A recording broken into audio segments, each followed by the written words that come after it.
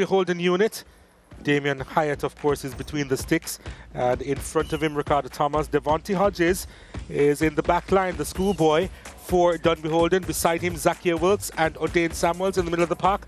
Tyrese Go, Fabian McCarthy, Malachi Douglas, and Shakeen Powell up front. Peter McGregor and Stephen Barnett.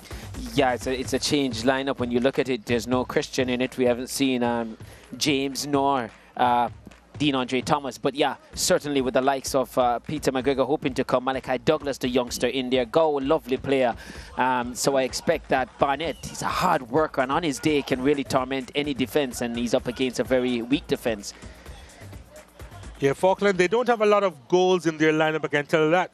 Just Enrique Gordon with the 3 goals to his name, and Neil Clark with just the 1 goal. So to Sajay Anderson, part of a back 4 alongside Val Armstrong, Kyle Anderson, and Michael McLeod. In goal, of course, David Swaby. In the middle of the park, Jelani Nicholson, Deshaun Woolery, and Donovan Carey. The aforementioned number 5, Gordon on the left, Ricardo James, and Neil Clark beside him.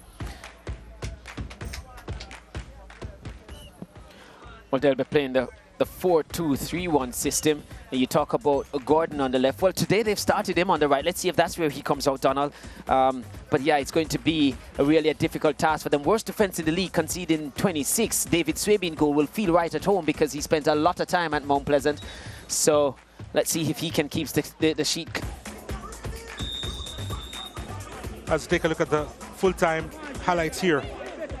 And McGregor winning that one, and then supplying a wonderful assist for Stephen Barnett, who made no mistake. Showed real determination to get the ball off, and Barnett with a slick finish into the far corner. Nothing that David Swaby could have done about that one. And that's how they opened the scoring. Seemed like eons ago.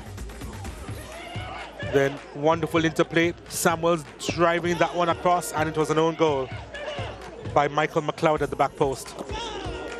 Samuels, the provider of the confusion and chaos inside the box.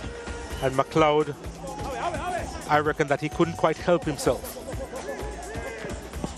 And then this effort was charged down, and the header dug out well. That was wonderfully done. Nicholson with the header.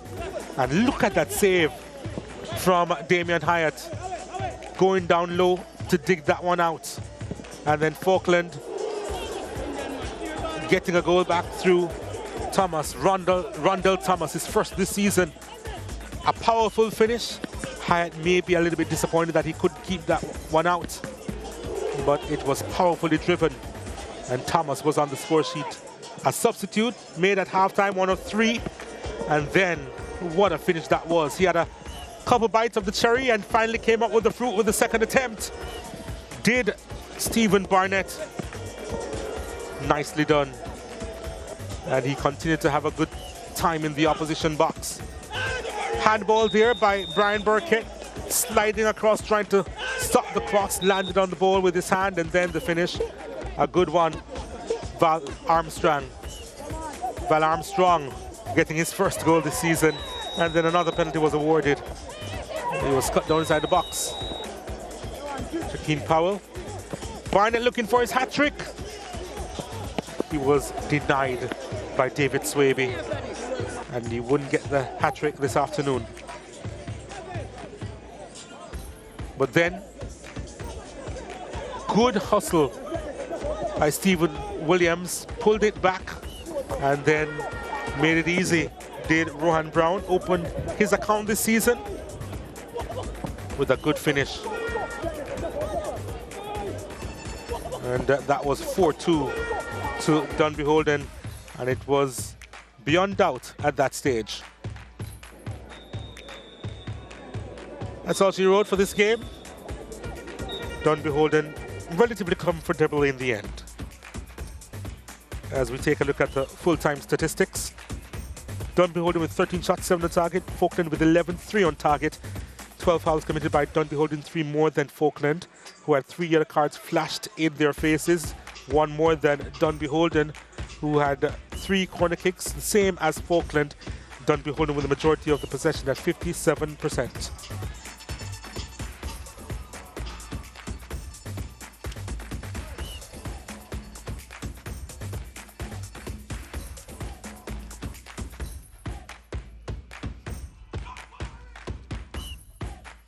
Dean Samuels, good performance from you today. Is it in the breakfast or is it all that you do on the training ground that has come to play today? It's more of a training ground, and you know, we're coming off of 2 losses, so I think today we have to come out here and give us the all that we got so that we can come out victorious today. It's just that's something that we have to build upon going forward for the rest of the season. You're a part of everything bright and beautiful for Dunbeholden today. Those crosses, those delivery, one put in by Faulkland, they couldn't deal with it, McLeod. And then you felt Barnett couldn't miss. Is that something you work on day in, day out with those crosses? Yeah, it's something that I'm doing from I'm very younger, so it's going to come naturally, even though I haven't played right back in a very long time. But you know, it's fine, it's in here. Whenever you get the chance to play out there, you're going to give your best.